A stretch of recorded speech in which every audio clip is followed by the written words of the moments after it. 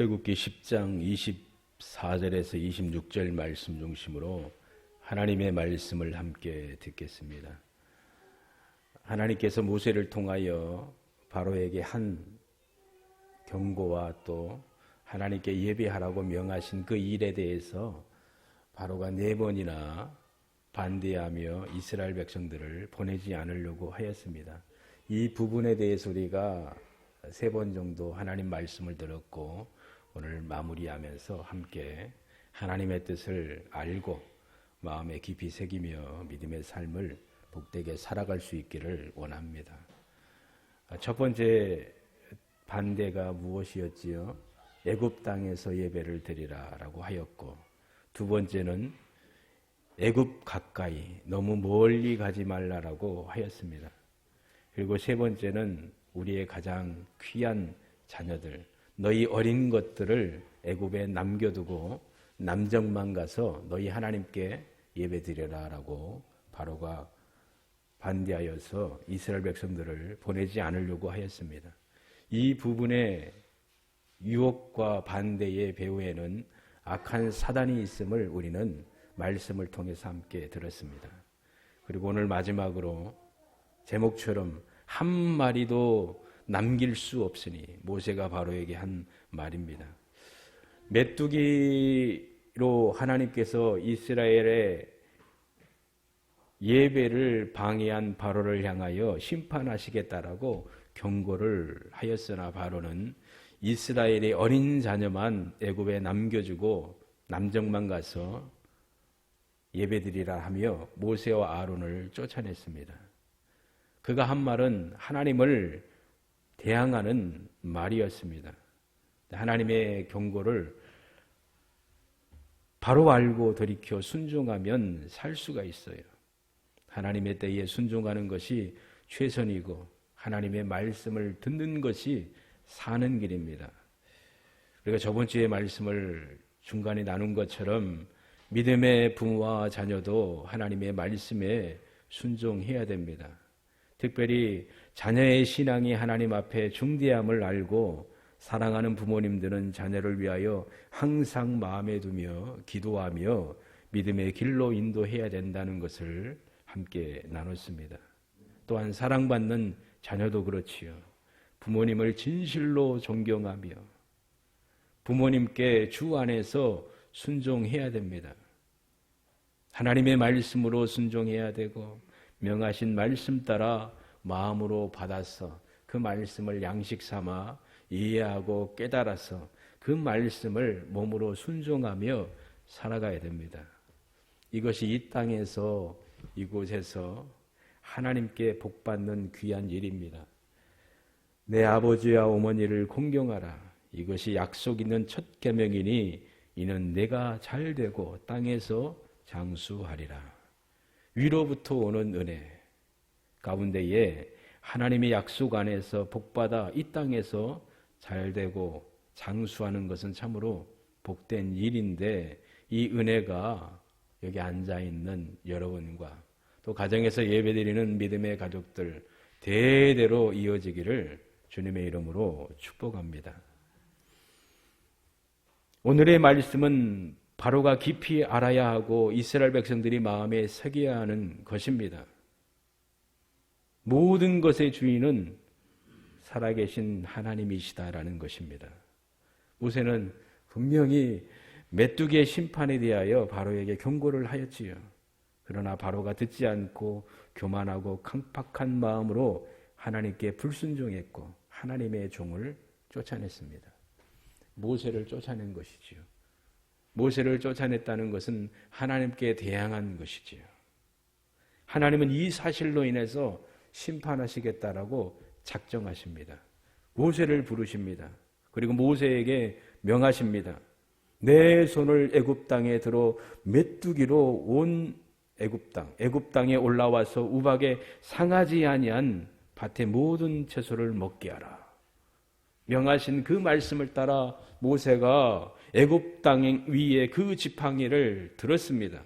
그러자 하나님께서 동풍을 일으켜 낮과 밤에 불게 하시니까 아침에 이르러 메뚜기 떼가 애굽 전역으로 몰려왔습니다. 이 메뚜기 떼는 하나님께서 불어넣으신 것이죠. 세상의 모든 자연과 곤충과 만물들을 다스리시는 분은 살아계신 하나님이십니다. 애굽 땅에서 능력을 행하시는 하나님은 지금 이 시대에도 하나님은 동일하게 일하시는 능력의 하나님을 우리는 믿습니다. 모든 것을 통제하고 통치하시는 분이 살아계신 하나님이십니다. 메뚜기 떼가 애굽 땅에 이르렀을 때에 그 모든 것을 덮어버렸습니다. 땅이 어둡게 되었고 우박에 상하지 아니한 밭의 채소와 나무 열매를 다 갉아먹어버린 것이지요. 애굽 전역의 나무, 밭의 채소, 푸른 것들이 다 사라져 버렸습니다. 수없이 많은 메뚜기 떼들이 정신없이 다 갉아먹는 것이지요. 이 메뚜기 떼는 전에도 없었고 후에도 없는 거대한 하나님의 심판임을 성경은 우리에게 말씀해 주셨어요. 그러자 바로는 급히 큰 위기가 닥쳤음을 피부로 느낀 것이죠. 모세를 불러서 말합니다. 내가 너희 하나님 여호와와 너희에게 득죄하였다. 그러니 나의 죄를 이번만 용서하고 너희 하나님 여호와께 구하여 이 죽음만을 내게서 떠나게 하라. 목숨의 위협까지 이르게 되는 거예요. 그러니 모세에게 한 말이지요. 내가 하나님과 너에게 큰 죄를 졌다. 그러니 이번만 내 죄 용서해다오. 그리고 이것을 다 떠나게 하고 내가 살 수 있게 해다오. 말을 하였지만 거짓 회개지요. 진실한 회개가 아니잖아요. 말로만 하는 것이잖아요. 이 아주 간악한 인간의 모습을, 본성을 볼 수가 있습니다. 그가 한 것은 모세에게 거짓말, 거짓 행동을 한 것이요. 그리고 살아계신 하나님께 거짓말하고 거짓 행동을 한 것입니다. 그래도 모세는 하나님께 기도했어요. 하나님의 종이 하나님께 기도하자 하나님께서 강력한 소풍을 불게 하셔서 메뚜기 떼를 홍해에 몰아 넣으셨습니다. 애굽 온 지역의 메뚜기 떼가 하나도 남지 않고 사라졌습니다. 놀라운 하나님의 능력입니다. 이 실제 역사 가운데 일어난 이 일을 인하여 우리는 어떻게 바라보고 생각을 하고 하나님 앞에 서 있어야 될까요? 하나님을 찬양해야 되고 하나님의 거룩한 심판이 있음을 우리는 분명히 깨달아 알고 주님 앞에 온전히 믿음의 삶을 살아가야 될 것입니다. 이 세상을 지으신 하나님, 세상의 모든 것을 다스리시는 전능하신 하나님, 이 말씀을 우리가 굳건히 믿고 지금 우리의 삶 가운데 동일하게 일하신다는 것을 알고 믿음의 삶을 참되게 살아가야 될 것입니다. 무서운 메뚜기 떼가 휩쓸고 지나갔지요. 살만하니까 모세는 분명히 바로가 보낼 거라고 생각을 했을까요? 하나님이 미리 예견하셨지요. 하나님께서 10가지 재앙을 치기 전까지는 너희들을 보내지 않을 것이다. 강팍하게 하나님이 내버려 두신 것이지요. 이게 무서운 것이지요. 바로는 마음을 더 강팍하여져서 이스라엘 자손을 보내지 않았습니다. 안 보냈어요. 약속을 깨트린 것이죠. 그러자 9번째 재앙이 무엇이요? 하나님이 애굽 전역을 흑암 가운데 처하게 하신 거예요. 모세를 통하여 9번째 심판, 흑암이 있게 하였습니다. 3일 동안 애굽 온 땅이 어두움 가운데 있었습니다. 그러나 이스라엘 자손이 거하는 곳에는 광명이 있었습니다. 하나님이 구별하신 거예요. 하나님의 재앙을 내리시되 하나님의 백성을 보호하시는 거예요. 하나님의 백성의 영혼을 보호하시고 하나님이 책임지시는 거예요. 지금도 그렇습니다. 살아계신 하나님은 우리의 생명을 보존하시기를 원하시고 지키시고 보호하십니다. 이 사실을 믿고 신뢰하시는지요? 주여, 제가 믿습니다. 하나님의 보호의 그늘 가운데 거함을 제가 믿습니다. 고백하며 찬양하는 여러분의 삶이 되어야 될 것입니다. 어둠 깜깜하니까 두려운 거예요. 온 세상이 어두워진 거예요. 공포에 질릴 수밖에 없지요. 이 어두움이 언제까지 갈지 모르는 거예요. 365일일 수도 있잖아요. 하나님이 거두시지 않는다면 평생 어두움 가운데 거할 수밖에 없잖아요. 바로는 이 심각함을 알고 두려워했을 것입니다. 바로가 모세를 불러서 말합니다. 너희는 가서 여호와를 섬기되 너희 양과 소는 머물러 두고 너희 어린 것들은 너희와 함께 갈지니라 하며 말합니다. 이게 악한 바로의 마음이지요. 네 번째, 반대요, 시험이요, 하나님의 백성을 넘어뜨리려고 하는 현실적인 문제임을 우리는 오늘 말씀을 통해서 깨달아 알아야 돼요. 바로의 말에 모세는 어떻게 대답을 하였지요?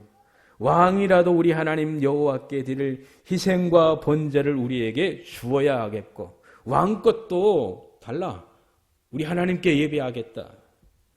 우리의 생축도 우리와 함께 가고 한 마리도 남길 수 없으니 이는 우리가 그 중에 취하여 우리 하나님 여호와를 섬길 것이며 또 우리가 거기 이르기까지 어떤 것으로 여호와를 섬길는지 알지 못함이니이다.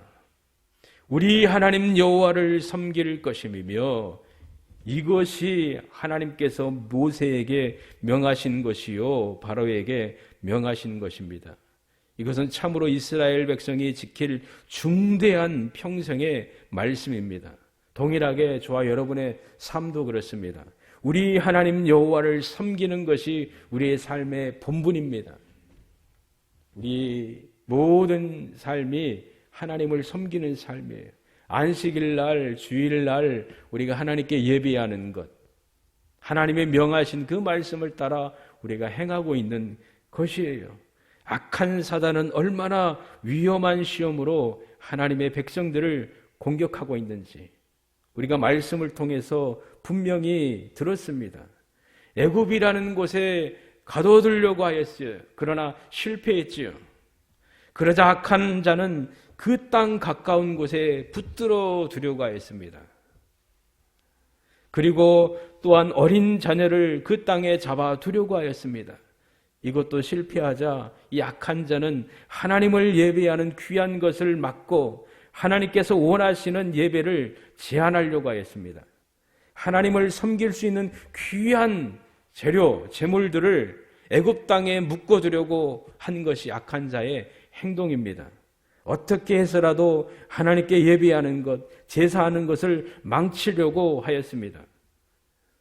그러나 모세는 단호하게 하나님 여호와께 드릴 희생과 번제물은 왕이라도 우리에게 주어야 하겠고 우리의 생축도 우리와 함께 가고 한 마리도 남길 수 없다라고 하나님께서 명하셨고 그곳에 가서 하나님의 명령하심 가운데에 우리가 희생의 제사를 드릴 것이다라고 담대하게 말을 하였습니다.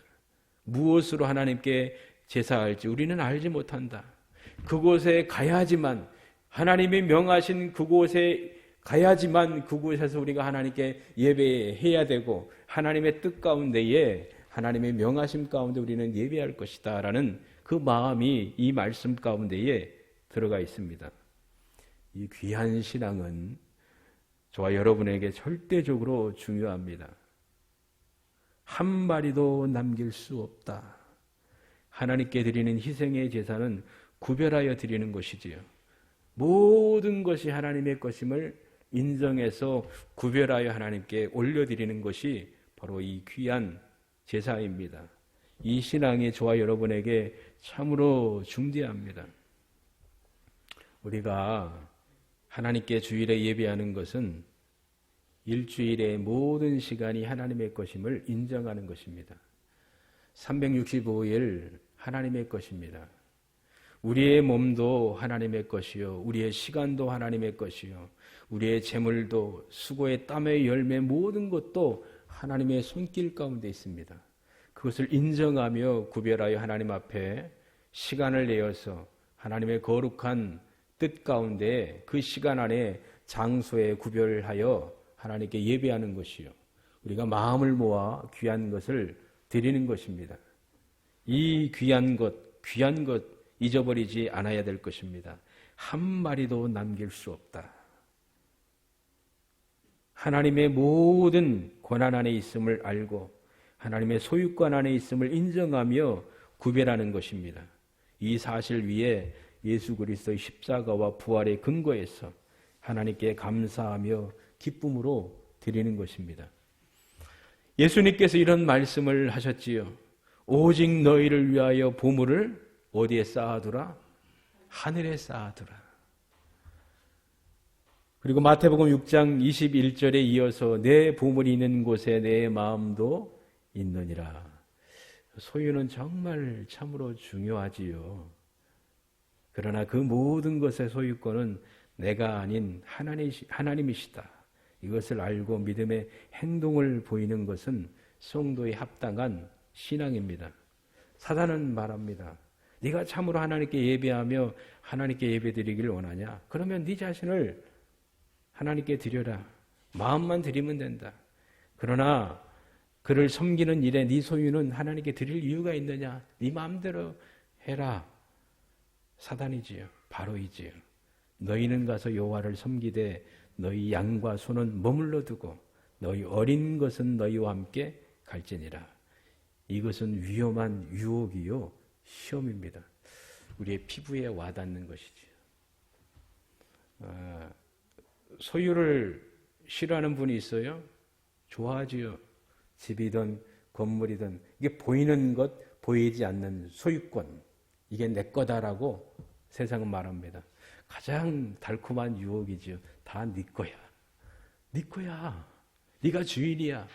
세상의 주인은 바로 너야. 이 모든 것의 주인은 바로 너고 네가 중심에 있어. 이 마음대로 쓸 권리가 있어. 그거 아무도 제한하거나 막을 권리가 없어. 그 위에 있는 신도 안 돼. 이 세상의 논리이지요. 바로의 논리이지요. 사단의 논리이지요. 그러나 하나님은 이 모든 것은 내 것이다. 하나라도 남길 수가 없다. 이 신앙으로 바로 서 있기를 바랍니다. 아벨이 그렇지요. 하나님께 희생의 제사를 드렸을 때 자기 생명을 하나님께 드렸습니다. 하나님께 예배를 올려드리되 하나님이 받으시는 예배를 드렸더니 어떤 일이 일어났지요? 형의 질투를 받아서 죽게 되었다는 것을 알게 됩니다. 예배 한번 잘 드렸다가 돌에 맞아 죽은 거예요. 야, 이거는 세상의 논리로 이해할 수도 없고 어떻게 그렇게 할 수 있는가라고 평가할 수 있겠지만 하나님의 눈에서는 다릅니다. 아브라함도 그렇습니다. 너희 본토 친척을 떠나라고 말씀했을 때에 다 떠났습니다. 버려뒀습니다. 하나님이 명하신 그 말씀을 따라 믿고 순례의 길을 걸어갔고 하나님을 위하여 여호와 이름을 부르며 하나님께 구별하여 제단을 쌓고 예배하였습니다. 그의 아들 이삭, 야곱도 그렇게 하였고 다윗이라는 그 왕도 하나님을 예배하는 것, 자기의 모든 것으로 하나님을 예배하며 찬양하며 영광 올려드리는 것을 최고로 여겼고 그렇게 살아갔습니다. 구약에 있는 믿음의 용사들이 그리하였습니다. 신약 성경에 나와 있는 예수님의 탄생을 예견하고 별을 보고 예수님의 앞에 와서 드린 황금과 몰약과 유향을 예수님께 드렸던 동방박사들, 하나님의 어린 양이다라고 선포했던 세례 요한의 선포, 예수님께 드린 예물들이 신약 성경에 많이 나오는데 여인들이 그렇지요. 누가복음 7장에 보면은 주인인 한 여인이 바리새인의 시몬의 집에 예수님이 초청받았을 때에 그가 예수님께 가서 향유를 부었잖아요. 눈물로 발을 닦고 머리털에 머리카락으로 닦고 부어드리고, 더 놀라운 것은 나사로의 여동생 마리아이지요. 예수님의 장례를 위하여 자기 귀한 옥합을 깨뜨려서 자기 자신 전부를 예수님께 드린 아름다운 예배. 사도행전 4장에 보면은 믿는 무리가 한마음 한뜻이 되어 모든 물건을 서로 통용하고 제 재물을 조금이라도 제 것이라 하는 이가 하나도 없더라. 사도들이 큰 권능으로 주 예수의 부활을 증거하니 우리가 큰 은혜를 얻어. 이게 전제이지요. 예수 그리스도의 십자가와 부활의 권능을 받고 그 은혜를 얻은 자만이, 큰 은혜를 입은 자만이 하나님께 헌신할 수가 있습니다. 이 은혜를 얻었던 초대교회 성도들은 자기의 것들을 팔아서 나누어졌습니다. 자기 것이다라고 말하지 않았습니다. 필요를 따라 나눠줬습니다. 사도행전 4장 36절 37절에 유명한 사람이 나오지요. 구브로에서 난 네이족인이 있으니 이는 요셉이라. 사도들이 일컬어 바나바, 번역하면 권위자라 하니 그가 밭이 있음에 팔아 값을 가지고 사도들의 발 앞에 두니라. 자기의 것을 팔아서 하나님께 드린 것입니다. 기쁨으로, 즐거움으로, 자원함으로 그가 한 아름다운 예배의 행동이었습니다. 빌립보 말씀 가운데도 빌립보 사람들아 너희도 알거니와 복음의 시초에 내가 마게도냐를 떠날 때에 주고받은 내 일에 참여한 교회가 너희 외에 아무도 없었느니라. 데살로니가에 있을 때에도 너희가 한 번, 두 번 나의 쓸 것을 보내었도다. 너희의 준 것을 받음으로 내가 풍족하니 이는 받으실 만한 향기로운 제물이요 하나님을 기쁘시게 하는 것이라. 고린도후서 8장 2절 3절 말씀에도 환난의 많은 시련 가운데서 저희 넘치는 기쁨과 극한 가난이 저희로 풍성한 연보를 넘치도록 하게 하였느니라. 내가 증거하노니 저희가 힘대로 할 뿐 아니라 힘에 지나도록 자원하였다라고 말하였습니다. 마게도냐 교회들이 그렇게 하였습니다. 고난이 와도, 위기가 와도, 가난이 와도 더 쫄아드는 것이 아니라 하나님을 향하여 더 헌신했습니다. 드림의 행복, 기쁨이 있어요. 우리 아이들도 그렇죠. 하나님께 감사하고 구별하여 드려라 라고 말합니다. 얼마 없어도 그래도 하나님께 드리라고 말합니다. 그렇게 살아왔어요. 그리고 그렇게 살기를 원해요. 평생 하나님 앞에 서는 그날에도 그렇게 살기를 원해요.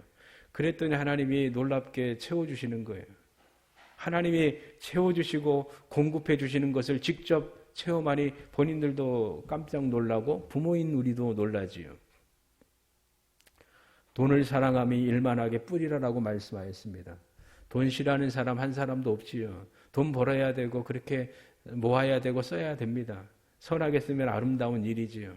이 초대교회 성도들과 같이 하나님이 주신 것, 하나님의 소유권을 인정하고 욕심부리지 않고 믿음의 삶을 산다면 우리가 기대했던 것 그 이상으로 하나님이 채워주시고 공급해 주실 것입니다. 지금은 손에 나는 것 같고 사라지는 것 같지만 사라지는 것이 아니요 없어지는 것이 아니요 하나님이 채워주시는 귀한 씨앗과 같습니다. 씨앗을 한 뭉텅이 받았어요. 옆집 아주머니께서 씨앗을 많이 줬어요. 우리 집사님들도 여기 모종을 주시지요. 심으면은 이 조그만 하나에서 얼마나 10배 이상의 수확을 거두잖아요. 씨앗을 뿌렸더니 풍성하게 열매가 맺어지는 것을 우리는 실제로 경험으로 알고 있습니다. 믿음의 삶이 어떨까요? 동일합니다. 뿌렸더니 이 겨다씨가 커가지고 어마어마하게 커서 나무 위에 새들이 깃들을 만큼 30배, 60배, 100배의 풍성한 복을 부어주시길 원하시는 분이 살아계신 하나님이십니다. 한 마리도 남길 수 없다. 이 귀한 고백의 뜻에 깊은 신앙의 의미를 마음판에 깊이 새기며 살아가야 될 것입니다. 표 한 마리도 남길 수 없다. 이해하시지요? 깨달아 아시지요? 최고의 향기로운 예물, 제물은 성경에 나와 있는 것처럼 예수 그리스도의 죽으심입니다. 단번에 당신의 몸을 하나님께 제사로 올려드렸습니다. 생명을 하나님께 올려드렸습니다. 이 십자가와 부활로 우리는 구원받고 하나님의 참 자녀가 되었고 하나님의 보호하심 가운데에 인도하심 가운데 여러분이 살고 있습니다. 숨 쉬는 것도 기적이요. 우리 몸에 있는 모든 조직들이 움직이는 것도 기적입니다.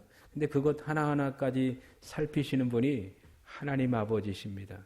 여러분을 아끼십니다. 우리 머리털까지 다 세신 바 되었지요. 우리 모든 것들을, 우리 체질을 아시는 분이 하나님이십니다. 그 하나님께 진심으로 우리의 마음을 표현하며 믿음의 삶을 산다면 하나님이 채워주실 것입니다. 이 십자가의 근거에서, 예수 그리스도의 근거에서 한 마디도 남길 수 없습니다라고 고백하며 우리는 살아가야 될 것입니다. 저와 여러분의 시간, 돈, 기도, 수고를 하나님께 진심으로 드릴 수 있어야 될 것입니다. 모두가 잘하고 있고 풍성히하고 있지요. 그렇기 때문에 이 부분은 저와 여러분을 더 격려하는 복된 말씀으로 다가오고 받아서 누리는 삶을 살 수 있도록 인도해 주실 것입니다. 우리 자신과 우리 자녀와 후손 모두가 하나님을 위하여 예수 그리스도 안에서 이 땅에서 복되게 살아갈 수 있기를 소망합니다. 마지막으로 이 말씀을 읽고 마치겠습니다. 로마에 있는 그리스도인들에게 사도 바울이 전한 귀한 말씀입니다. 로마서 12장 1절 2절 말씀이지요.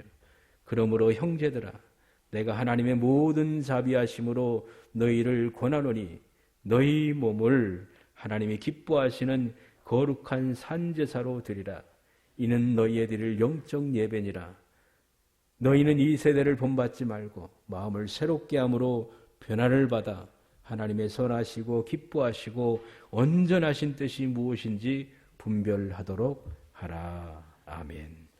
기도하겠습니다. 하나님 아버지, 우리에게 생명 주시고 우리 주 예수 그리스도의 십자가와 부활의 근거에서 믿음의 삶을 살 수 있도록 특권을 허락하여 주심을 감사합니다.